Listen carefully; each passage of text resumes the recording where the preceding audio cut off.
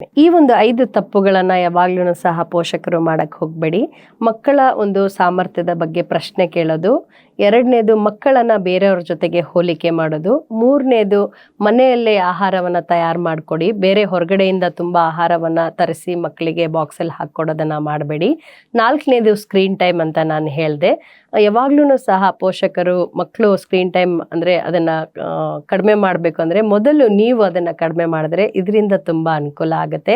ಇದನ್ನು ನೋಡಿ ಮಕ್ಕಳು ಕಲಿತಾರೆ. 5ನೇದು ಮಕ್ಕಳ ಒಂದು ಜೀವನದಲ್ಲಿ ಫೇಲ್ಯೂರ್ಸ್ ಅಂತ ಹೇಳಿದ್ರೆ ಯಾವಾಗ್ಲೂ ಸಹ ಅನುಕೂಲಕರವಾದ ಪರಿಸ್ಥಿತಿ ಇರುತ್ತೆ ಅನ್ನೋದನ್ನ ನಾವು ಹೇಳ್ಕೊಡ್ಬಾರ್ದು.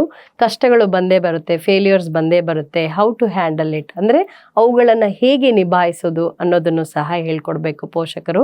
ಯಾವಾಗ್ಲೂ ನೀನು ಫಸ್ಟ್ ರ್ಯಾಂಕೇ ಇರಬೇಕು, 5th ಅಲ್ಲಿದ್ದೆ 7th ರ್ಯಾಂಕಿಗೆ ಯಾಕೆ ಬಂದೆ, ಯಾಕೆ ನಿನಗೆ ಮಾರ್ಕ್ಸ್ ಕಡಿಮೆ ಇದೆ, ನೀನು ಹೀಗಾದ್ರೆ ಮುಂದೆ ದುಡ್ಡು ಜಾಸ್ತಿ ದುಡಿಯೋಕ್ಕಾಗಲ್ಲ, ನೀನು ಹಿಂಗೇ ಇರಬೇಕು ಅಂತ ತುಂಬ ಅವ್ರಿಗೆ ಸಕ್ಸಸ್ ಬಗ್ಗೆನೇ, ಆಮೇಲೆ ಹೆಸರು ಮಾಡೋದ್ರ ಬಗ್ಗೆ, ಸ್ಟೇಟಸ್ ಮಾಡೋದ್ರ ಬಗ್ಗೆ, ಇದ್ರ ಬಗ್ಗೆನೇ ಹೇಳ್ಕೊಟ್ರೆ ಫೇಲ್ಯೂರ್ ಬರುತ್ತೆ. ಆವಾಗ ಹೇಗೆ ನಿನ್ನನ್ನು ನೀನು ನಿಭಾಯಿಸ್ಕೊಳ್ಳೋದು, ಭಾವನಾತ್ಮಕವಾಗಿ ಬೇರೆಯವ್ರ ಜೊತೆ ಹೇಗೆ ಹೊಂದಿಕೊಂಡು ಹೋಗೋದು, ಇವೆಲ್ಲವುಗಳ ಬಗ್ಗೆ ಅವ್ರಿಗೆ ಗೊತ್ತಾಗೋದಿಲ್ಲ. ಸೊ ಇವೆಲ್ಲದ್ರ ಬಗ್ಗೆನೂ ಸಹ ಮಕ್ಕಳಿಗೆ ತಿಳಿ ಹೇಳೋದು ಒಂದು ಪೋಷಕರ ಕರ್ತವ್ಯ. ಈ 5 ಅಂಶಗಳನ್ನು ಪೋಷಕರು ಗಮನದಲ್ಲಿಟ್ಕೊಂಡ್ರೆ ವಿದ್ಯಾರ್ಥಿ ಅಂದರೆ ಮಕ್ಕಳ ಒಂದು ಜೀವನ ಚೆನ್ನಾಗಿರುತ್ತೆ ಅನ್ನೋದನ್ನ ಹೇಳೋದಕ್ಕೆ ನಾನು ಇಷ್ಟಪಡ್ತೀನಿ.